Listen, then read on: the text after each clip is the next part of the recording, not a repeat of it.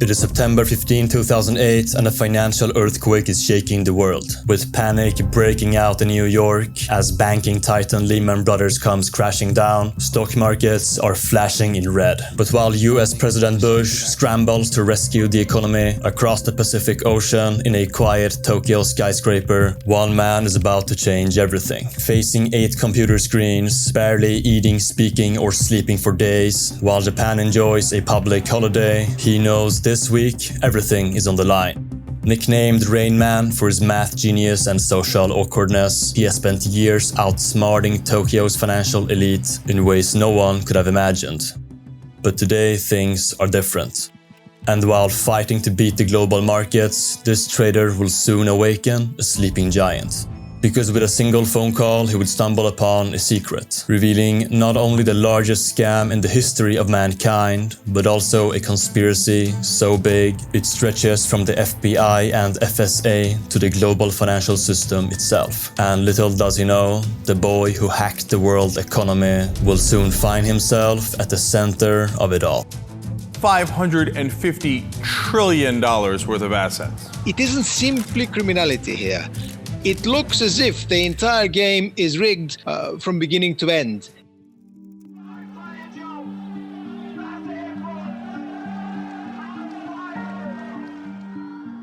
In the UK, the 1980s was a decade of chaos.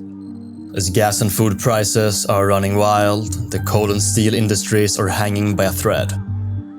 But as the country suffers the worst recession since World War II, in West London suburbs, the pain now spreads to a boy named Tom Hayes. Living paycheck to paycheck with an empty fridge and patchy clothes, every month the bills were crushing Tom's family. However, as his mother works around the clock to make ends meet, Tom quickly learns the hard lesson. And when debt collectors come knocking one day, yelling at them to pay for water and electricity, Tom can no longer take it.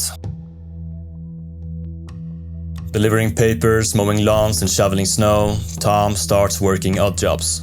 Now determined to survive financially, to make extra cash as high school ends, he's busy playing slot machines at the local pub. And luckily, by observing his friends and using mathematics to calculate the next win, Tom learns to catch the jackpot enough times to make a profit. But still, it is far from enough. And despite mopping floors and washing dishes for 80 hours a week during college summer breaks, Tom's desire for money only grows stronger. And that desire soon throws him into a different world. It's the Royal Bank of Scotland where Tom's adventure begins. Having joined the bank in 2001, while as a junior, bringing coffee and delivering laundry are his first tasks, Tom's true mission is to master the art of trading. Working charts, technical analysis and pricing models, after betting fake money to sharpen his instincts, he starts shadowing the senior traders and observing their every move. Miles ahead already, as Tom learns at lightning speed, his boss now raises the stakes. Placed into a special team of traders, it is time to put cash on the line. But instead of stocks, bonds or options, Tom will trade a different breed of financial contracts, something far more dangerous than anyone could have predicted. Interest rate swaps, that's the financial contract Tom starts trading. And while evolving soon into a different beast, back in the 80s the swap was born out of a simple problem. With interest rates being the price of borrowing cash, as companies and other entities, after borrowing a mountain of cash, were scared of getting crushed by the weight of their loans, the swap contract became the ultimate insurance policy. That's because by offering a swap, a trader like Tom offers to pay the company's changing interest payment in exchange for getting paid a fixed, locked-in payment from the company. And as they now no longer have to worry about borrowing prices skyrocketing out of nowhere, by swapping payments with Tom, companies can sleep well at night. But Tom, he has other plans. Hoping for global interest rates to crash after signing the swap contract, with falling interest rates, in this case, Tom then gets to pay less money to the company, but their locked-in payment remains the same. The difference between the two payments becomes Tom's profit, and for traders, the true purpose of the swap is that profit. But with this easy money as motivation, the swap quickly spiraled out of control, as banks started flocking to bet on future interest rates. By the 2000s, the swap markets became a game played mostly between traders themselves. And with over $100 trillion worth of contracts now changing hands every year, as powerful banks gambled on the world economy's future, swaps not only became a casino of epic proportions, but this casino also had a weakness. A glitch in the system just waiting to be found. When the Bank of Japan in July 2006 raises interest rates for the first time in 6 years, the game changes overnight. Shielding themselves by locking in payments, as borrowers realize that with higher borrowing prices come higher risks, the interest swap becomes the hottest thing in town, and the boring Japanese swap market is brought back to life. But as the market boom now attracts new players like moths to a flame, among the newcomers, one bank stands out. Hungry for their piece of the pie, UBS sees their golden opportunity. But to outsmart the newcomers and dominate Tokyo's markets, UBS first needed a star trader to lead the charge, and they quickly find the perfect man for the job. RBS, RBC or UBS, for Tom the letters on his office building are all the same. So when the familiar face of UBS shows up, asking him to once again switch teams, this time a $600,000 contract seals the deal. But as Tom now flies to Tokyo to trade for UBS, his demons grow stronger. Overwhelmed and haunted by past failures, in the Tokyo subway his vision goes dark. And with the pressure of carrying an entire bank on his shoulders, one day Tom is pushed over the edge. In 2006, the financial world was the Wild West, with the digital revolution transforming financial markets into a worldwide battlefield. As new players hit the field, lawmakers could no longer keep up. And then, when the advent of electronic trading allowed banks to stay under the radar while trading financial contracts too complex to grasp, it created a perfect storm for cheaters to go wild. Do you swear that the testimony... And UBS was no different. With insider trading, tax fraud, forex rigging, spoofing, and gold price fixing, in the years to come, UBS's list of dirty tricks was endless. And when Tom enters their Tokyo office for the first time, that epiphany opens his eyes. By observing the bank's documents, whispers between traders, and even the placements in the office, Tom now realizes that in a dirty game, playing by the rules just isn't enough. So in September 2006, he makes his first move. As he calls a friend thousands of miles away with hopes of turning around millions worth of losing bets. On the phone, Tom asks his friend for a simple favor. And shortly after that, what happens on the other side of the line looks like a miracle. A miracle that would haunt him for the rest of his life. Exploding to over $347 trillion in size, as more banks joined the fun, in 2007, the market of interest swaps and its different mutations becomes 3 times larger than the global stock market. But as the amateurs would soon learn the hard way, this game wasn't for the weak. Sitting between 8 AM and 8 PM in the Tokyo headquarters, 8 screens showing charts, price data and spreadsheets connected Tom to the outside world. Always scouting for an opening, with his spreadsheets updating loan data in the Japanese markets. After spotting sometimes that the interest rate for a 3-month loan looks cheap while its 6-month version is overpriced, that's when Tom steps in. Looking for profits by going long the 3-month rate and shorting the 6-month one, and with that betting simply on the interest rate gap between them shrinking. That strategy, known as trading the spread, was one of Tom's favorites. And with each swap contract being its own minigame, playing by different benchmarks, time durations and currencies, through betting on complex combinations of swaps, going in and out of hundreds of contracts and doing it faster than his opponents, even at UBS, those skills propelled Tom to the top. But as he climbs the ranks, unaware of the red flags around him, Tom soon catches the eyes of way bigger fish. Meanwhile, in a New York skyscraper, the senior bankers are on the verge of a mental breakdown. After months of begging the government for help, it was all for nothing. And at midnight on September 15, 2008, the writing was on the wall. Crushed by $639 billion of debt, as investment banking titan Lehman Brothers announces the largest bankruptcy in corporate history, the next morning at the New York Stock Exchange, chaos erupts. American financial system is rocked to its foundation. No Americans are concerned about the adjustments. They are facing crisis. Their stocks have plunged, and they are banks. Investors capitulate, the market drowns in red, and Goldman Sachs, JP Morgan, and UBS, along with the rest of the banking world, fight to stay afloat, waiting out the storm by hoarding cash and freezing trading operations. With Lehman Brothers crumbling, banks are left licking their wounds. But in an empty Tokyo office, one trader has different plans. At Monday 6 a.m. on a public holiday in Japan, his phone goes crazy. Jolted awake by his manager's voice, Tom knows this week everything is on the line. After reaching the office, knowing Lehman Brothers is a sinking ship, by cancelling every active trade with the bank, Tom immediately saves his own bank UBS millions in the process. But as the fire is put out, something bigger catches his eye.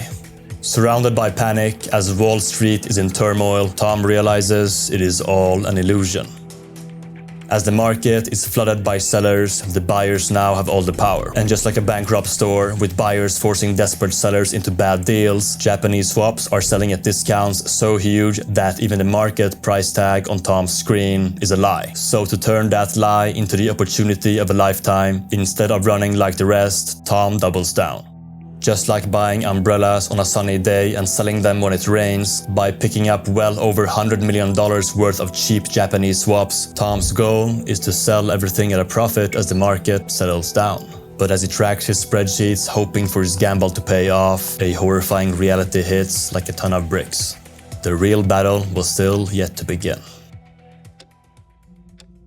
Glued to his chair for 20 hours a day, Tom knows now every second counts. With cheap financial contracts filling his portfolio, Tom's trading account is a roller coaster. But while making 12 million one hour and losing 8 million the next is stressful, Tom's next challenge is in a league of its own. Looking at spreadsheets after seeing his old interest swap bets on the screen, Tom's heart races. Unlike the trades made recently, these million-dollar bets on Japanese interest rates falling had been made weeks ago. And fortunately, because the price of borrowing the yen stayed cheap so far, Tom expected a huge payday on Thursday. But instead, as Lehman Brothers crashes on Monday, just 3 days before his bets expired, the tables turned. With interest rates suddenly exploding as banks are now burning through cash, overnight, Tom's trades transform from a jackpot into a ticking time bomb. Days away from losing possibly tens of millions, Tom knows this time his trading skills are no longer enough. But there is still one way out, and it is all up to one special number. As an immense force in the shadow of home, car, and credit card loans worth trillions, there is one hidden number. A number which, while nicknamed the world's most important number, still remains a mystery to ordinary people. Known as the London Interbank Offered Rate, or LIBOR, every morning the LIBOR number was calculated using 16 different banks' reported interest rates. But even though it was defined simply as the price banks pay when borrowing cash from each other, the LIBOR had unimaginable powers. Used as the economy's North Star, pulling the strings of over $400 trillion worth of financial contracts, each morning in London, the interest rates of everything from student loans and mortgages to bonds and derivatives was controlled by the LIBOR. While this one number shaped everyone's lives, because interest rate betting was really about betting on the LIBOR rate, to Tom Hayes, the LIBOR was his life. And on September 15, 2008, it was worse than ever. With Lehman's collapse turning his trades into a ticking time bomb as loan prices go through the roof, in the next 3 days, for every 0.01 LIBOR increase, Tom had $1 million to lose. But there was still one last resort. Because despite trillions under its command, even the world's most important number has a weakness. And as he sets out to attack this weakness, with help from an unlikely place, hacking the world economy is now Tom's only way out.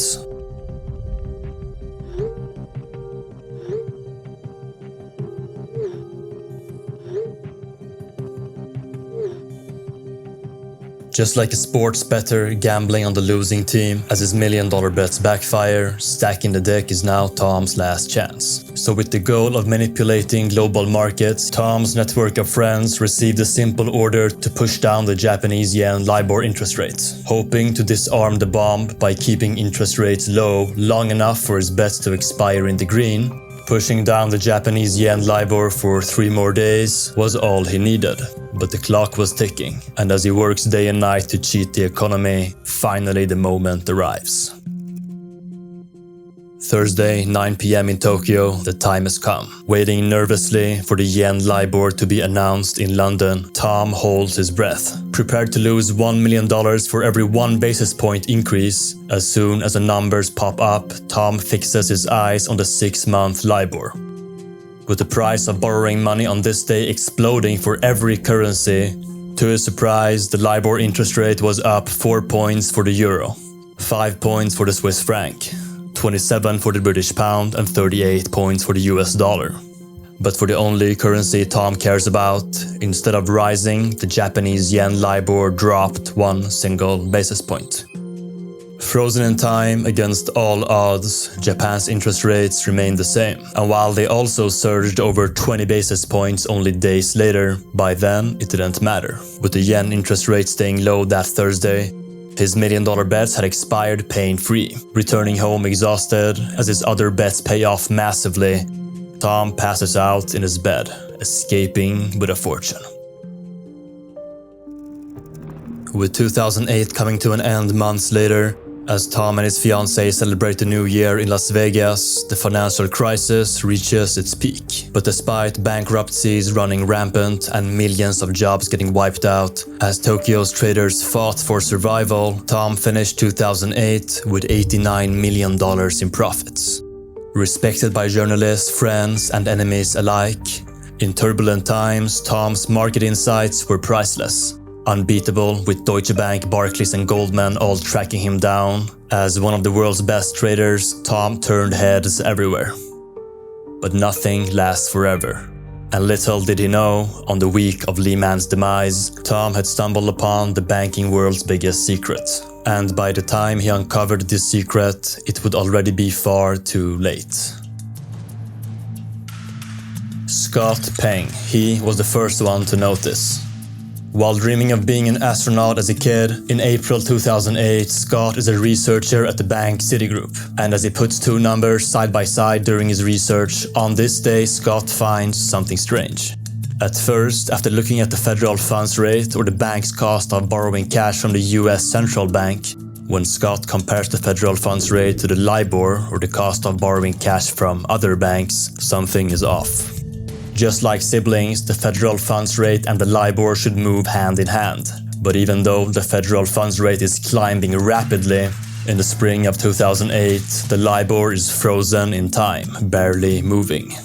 So in a report named "Is LIBOR Broken?", Scott presents his worries. And with journalists picking it up immediately, on May 29, 2008, the Wall Street Journal published the article that started it all. As the article claimed that one of the most important barometers of the world's financial health could be sending false signals, and with banks like Citigroup, WestLB, HBOS, JP Morgan, and UBS all getting called out, people now realized that if the entire financial system was just a house of cards, then it was only a matter of time before it all collapsed. As the world is busy healing from the economic storm, in the summer of 2009, one bank plans a bold move. While notorious already for a work hard, play hard culture straight out of Hollywood, in the wake of the crisis, the financial giant Citigroup's reputation went from bad to worse. Bailed out twice by the government, thanks to a $45 billion lifeline, Citigroup escaped the crisis with golden parachutes. And with that sparking congressional grillings and street protests, as the bank's top dogs escaped with millions in their pockets, the public wasn't happy. But as the outrage escalates in 2009, instead of playing it safe, Citigroup goes all in. Knowing that with the crisis leaving people paranoid as businesses now want insurance for their loans, Citigroup now sets their sights on the booming interest swap markets. betting big on swap trading by investing millions to attract the elite. After picking up new traders from Lehman Brothers' ashes, Citigroup makes their biggest catch yet. Joining the bank in December 2009, Tom Hayes was tired of his old bank UBS's empty promises. But even with a $3 million signing bonus in his pockets, joining Citigroup was a decision Tom would soon come to regret. As he enters his prime in April 2010, despite profiting $50 million for Citigroup and collecting millions more in bonuses, for Tom it was all the same. Traveling mostly to visit family or to see the Queen's Park Rangers, instead of fancy retreats and luxury hotels, Tom preferred playing Pac-Man at home while binging the same movies on repeat. Never needing millions to enjoy life, financial freedom was at first the only goal. But as Tom is now rich beyond belief, something new takes its place. Found in his Facebook updates, dinner conversations and dreams at night, as the number deciding all his trades, gaming the system by rigging the LIBOR interest rate becomes Tom's new obsession. And with that obsession clouding his mind, Tom now fails to see what's right under his nose. By following rumors at the office and text messages between banking executives, people sensed a different kind of storm brewing behind the scenes. But as Citigroup prepares for a war unlike any other, Tom is in for a rude awakening. And Greece is where it all begins. With the panic spreading rapidly as desperate crowds swarm the ATM machines, Greece is in hot waters. Now, the European country was already drowning in debt ever since the financial crisis. But as Greece's Prime Minister sounds the alarm, crying for financial support, on April 23, 2010, the public unrest reaches new heights. Because even with the EU and IMF coming to the rescue and pumping $146 billion into the economy, Greece's debt crisis was just the tip of the iceberg. Afraid of other Eurozone countries being next in line, as investors sell their euro, the currency crashes. And with interest rate markets stuck in the middle, traders like Tom Hayes are caught in the crossfire. Having predicted stable interest rates before leaving for his honeymoon, Tom's trading account is now bleeding dry. Stuck in the Malaysian hotel as millions worth of bets go up in flames, his honeymoon becomes a nightmare. But only days later, that nightmare gets even worse. What the heck is going on down here? I don't know. When a mysterious crash hits the markets on May 6, 2010, the chaos intensifies. With $1 trillion of the American Dow Jones Index within minutes getting wiped out, the crash sparks terror on the trading floor. And although markets bounce back just an hour later, by then, the damage is done. Paranoid and scratching their heads to explain the turmoil, investors now rush towards safe havens, flocking to gold, currencies and bonds. As investors protect their money and credit markets spin out of control, once again Tom feels the aftershocks. With the so-called flash crash adding fuel to the fire, when his honeymoon ends, Tom has lost $70 million. Holding back tears as he returns to Tokyo, this time his aggressive trading style had cost him everything. And yet, what happened next would give his problems a whole new meaning. As Tokyo's bankers are still sleeping on a summer morning in 2010, two traders sneak into Citigroup's empty office. In the office, the two men quickly access a shared computer drive, and in that computer drive, they find the treasure they're searching for: Tom Hayes' trading positions. Printing out every bet in Tom's account, the two men quickly escape with the documents. And not long after that, strange things start happening.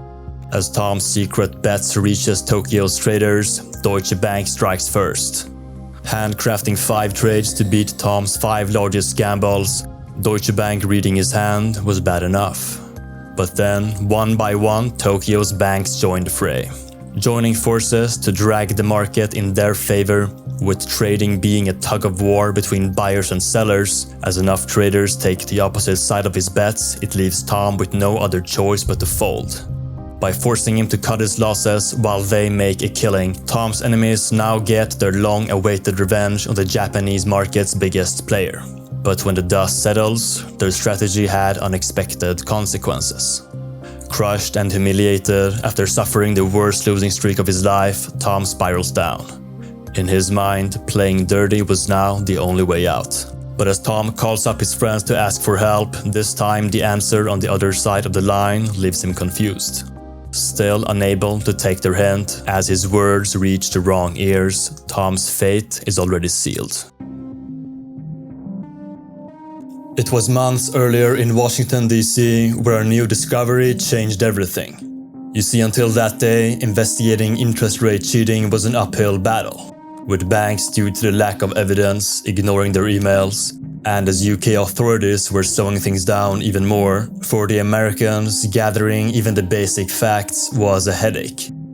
But just as they were running out of options, a CD arrived to Washington. And when that CD was played, investigators couldn't believe their ears. The bottom line is you're going to absolutely hate this. We've had some very serious pressure from the UK government and the Bank of England about pushing the LIBORs lower. To essentially lie about the bank's cost of borrowing money. That was the order given in the recording. And while coming from a manager at Barclays Bank, a British bank managing trillions of dollars in assets, the next part of the recording was even more shocking.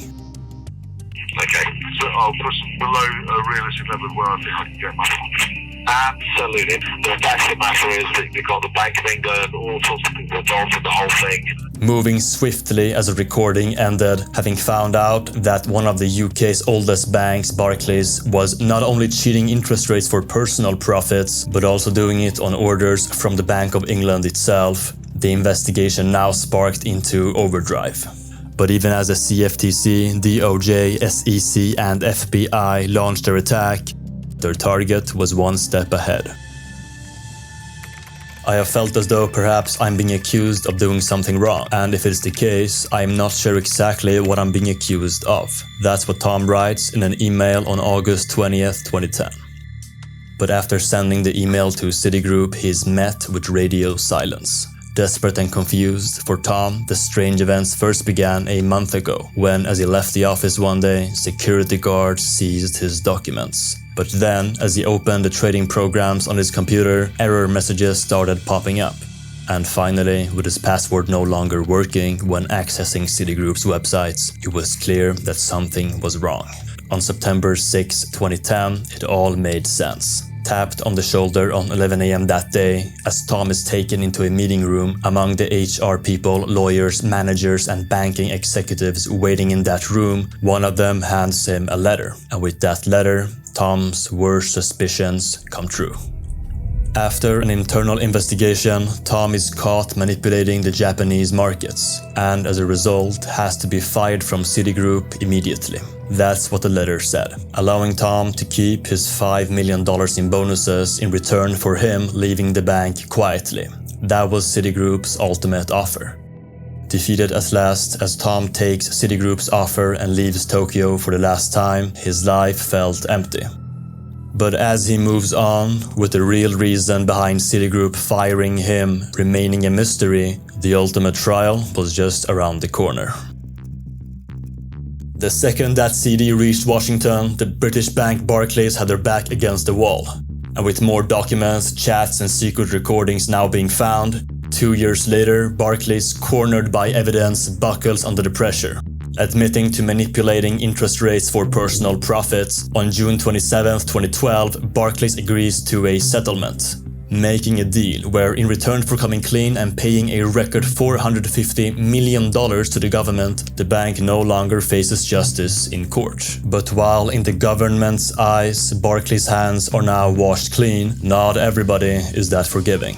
What you've just seen is a cartel in operation. It is the largest rigging of prices in the history of the world. Why was nothing done? Why were there no criminal investigations until now? Why did the rest of us not hear about it? But of course the regulators looked the other way. So many people in so many banks knew what was going on, but for some reason the high echelon says they did not. So of course they didn't do anything. And of course they knew. London, Max stop Kaiser, telling lies! Max Kaiser, I'll give you your sanity because panel members like that are lying! With the news spreading like wildfire, bankers essentially hacking the world economy and affecting billions of people was a story that attracted everyone's eyes already. So when a memo gets leaked suggesting that behind this whole thing was none other than Barclays CEO Bob Diamond himself, the public backlash reaches a boiling point. Forced to quit as CEO, 36 hours later, Bob Diamond is now testifying to British Parliament. And as everyone watches the face of banking, the now ex-CEO of Barclays getting grilled with over 300 questions, that moment marks the beginning of something far bigger. Because Barclays Bank was just the first domino to fall. Settling with the government by paying a heavy price for their actions, as one by one the Western world's financial titans confessed to their sins, even among those banks, UBS towers above the rest. With $1.5 billion in payments as punishment, the bank had spent months doing damage control. But as they covered their backs by helping investigators and shaking hands with lawmakers from US to Japan, one day UBS's lawyers gave American investigators a list of names. In that list of names, one former UBS trader showed up everywhere. Shockingly, with over 2,000 recorded attempts of this trader bending the rules, investigators quickly realized that this was a slam dunk case. And after spying on this trader's phone calls and interrogating everyone around him, a year later, the Americans prepared to pull the trigger. But before they do, someone else crosses the finish line first. On December 11, 2012, Tom's home is raided by London police. Putting him in handcuffs only 2 days before the Americans made their move, the British SFO, Serious Fraud Office, arrested Tom first. But while this would have serious consequences down the line, for now the focus was on the trial itself. And because of that, as the world awaits the jury's verdict, Tom's actions would come to light. And it all goes back to almost 9 years earlier. It was during his first days at UBS around September 2006 when Tom discovered something about the LIBOR. Because while on the surface, even as a global benchmark rate commanding the price of loans, mortgages and derivatives worth over $400 trillion, beneath the surface, the LIBOR interest rate had a secret. Because even though the LIBOR was calculated using 16 different banks' reported costs of borrowing cash, reporting those costs at each bank, that was the job of a few crucial people known as the interest rate submitters. And the second Tom learned that to control the global interest rates, in reality, controlling these interest rate submitters was all he needed, he was struck by a dangerous idea. And to help him put that idea into action, as a middleman of the financial world matching buyers with sellers, with connections everywhere, for years Tom had used his brokers as extended arms. And through offering his brokers big paychecks to return the favor, their mission was to find interest rate submitters at each bank, and then by spreading rumors, bribing and offering favors, make sure that those submitters lied about the bank's cost of borrowing cash. And ultimately, as a result, since the LIBOR rate was simply the average of all those reports, Tom could not just change the LIBOR, but also take control of Japanese interest rates themselves, with the simple goal of flipping losing bets into winners, just like a sports bettor rigging a football game. For Tom, even the smallest change in Japanese borrowing costs was worth millions. And although even $20 million wasn't much compared to his $260 million total profits, to the outside world, the destruction it left behind was unbelievable. As a financial scam that, quote, dwarfs by orders of magnitude any other financial scam in the history of markets, when banks rigged borrowing prices, the entire planet was affected. Now imagine, for example, that you had just borrowed cash for a house while interest rates were artificially high. Then every extra penny in interest you would have to pay, only thanks to this manipulation, could be seen as a kind of theft committed by the banks. And with up to $176 billion in estimated investors' losses alone, the total impact of the scam was hard to grasp. However, while the pain was felt by everything from investment powerhouses and retirement funds to ordinary people's credit cards and home loans, among the financial victims, one group really stuck out. We cannot stand by when we feel that we are being cheated. Stephanie Rawlings Blake, the mayor of Baltimore, says the LIBOR rate manipulation hurt America's cities at the worst possible time. Dozens of states and cities are now deciding if they should join Baltimore in a growing class action lawsuit against the banks. Scammed into overpaying on their loans, with at least $6 billion instead of going to schools, hospitals or roads, going to the bankers' pockets. For the wallets of cities and towns, the pain caused by the so-called LIBOR scandal was immense. But even then, the actual damage would soon turn out to be on a whole other level. Because shortly after Tom Hayes received his verdict, it was clear that this story was far from over. Breaking news moments ago, everybody. Tom Hayes, the first person to stand trial for manipulating LIBOR, has been found guilty. Sentenced to 11 years in prison for being guilty of 8 counts of conspiring to rig the LIBOR interest rate, Tom's verdict left the media in a frenzy. Judge Jeremy Cook said a message had to be sent to the banking world. Tom Hayes, who really became like the figurehead and the kind of poster boy for the LIBOR investigation, he really had the book thrown at him. It's clear that he was being made an example of. The judge said that when he handed down the sentence, he said bankers are no different from anybody else, they will be treated the same. But while Tom's punishment sent a message that no one is above the law, the feeling of justice proved to be short-lived. Because with over 20 bankers and brokers allegedly helping Tom, now leaving as free men, not a single senior manager or executive from any bank even going to trial, and even Bob Diamond, the ex-CEO of Barclays, now moving on to investing in African banks, it started raising question marks in people's heads. He's the one guy right now rotting in a jail cell outside of London. In my opinion, he ended up being a very convenient person to lay all of the blame on. Certainly, he deserves a lot of responsibility for this, but is he the only person who deserves to be in jail for all of the sins of the financial crisis and the financial, of this horrible era we had? I don't think so. How come nobody has gone after anybody else up and down the line? It wouldn't be until many years later that the answer to that question was finally found. On February 2022, the Lowball Tapes airs for the first time. As a program produced by BBC Radio 4 and led by investigative journalist Andy Verity, the Lowball Tapes was based on a number of leaked secret recordings. And as the program revealed the truth about the interest rate rigging scandal, episode after episode, those recordings told a dark story.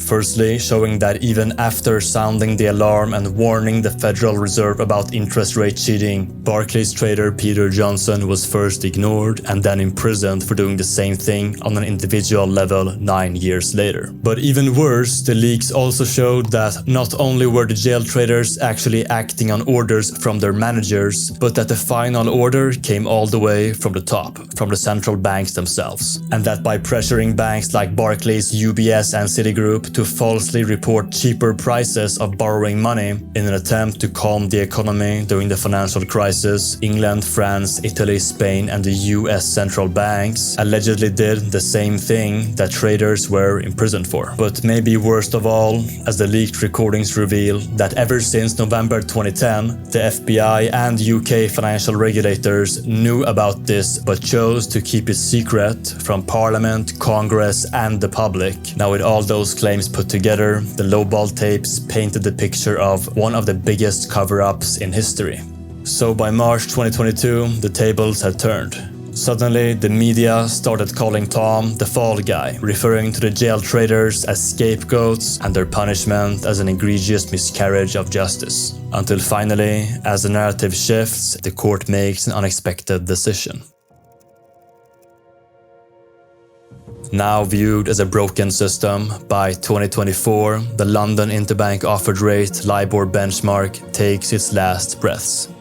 no longer dictating the world economy, with the LIBOR dying out, while even the US drops charges against Tom, as traders around the world are cleared of guilt. Instead of backtracking, on March 27, 2024, the London court doubles down on Tom's guilty verdict, making London the only place where rigging the LIBOR is still a crime. And with politicians now urging to escalate the case as the Supreme Court becomes Tom's final destination, clearly the end of the story still lies in the future. But no matter who is really in the right, the ultimate problem still remains. As if hundreds of billions in financial damages wasn't bad enough, people losing trust in the system and in numerous institutions around the world, that was the real damage of the LIBOR scandal. Because even in a system with broken rules, the people playing by those rules rise to the top. And while blaming it all on a few bad apples may be satisfying, as long as the rules remain, one thing is certain: this story is far from the last.